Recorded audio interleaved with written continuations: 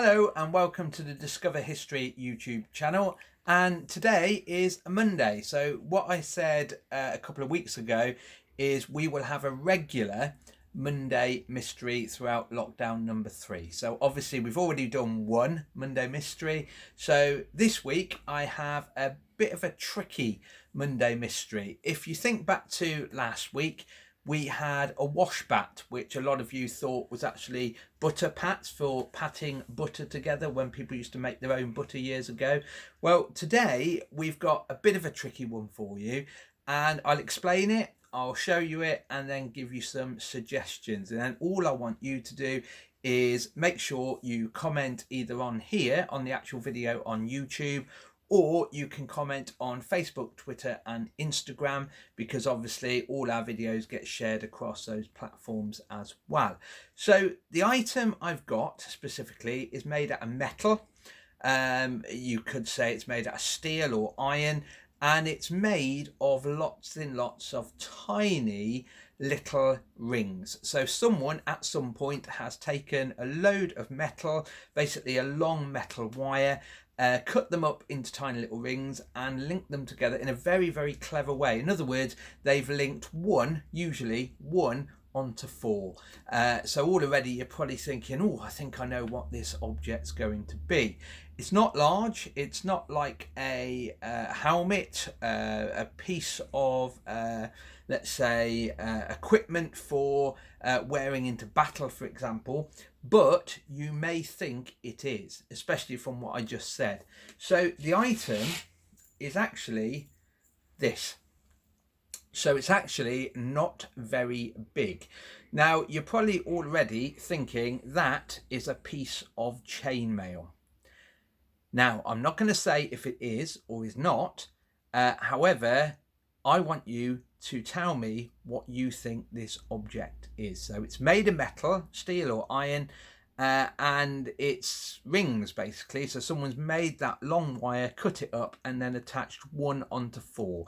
Hopefully from where you are looking at the video, you can see how one is attached to 4 and they all interlink basically. So what is it? So you could think it's someone making a mail shirt, a chain mail shirt, and obviously he's started but not quite finished. So is it an unfinished piece of chain mail, or maybe if you think back to the Great War, World War One, inside tanks, and you may remember a video I did about this some time ago, maybe it's a face mask used by people in tanks to protect their face from metal splinters or even bits of paintwork coming off from inside the tank when it gets shot at. Or is it something else? It could be, I don't know, a very, very, very early form of hard wearing carpet. You could make a start with this, make it quite big, and it will stop your real carpet or any flooring underneath from wearing down.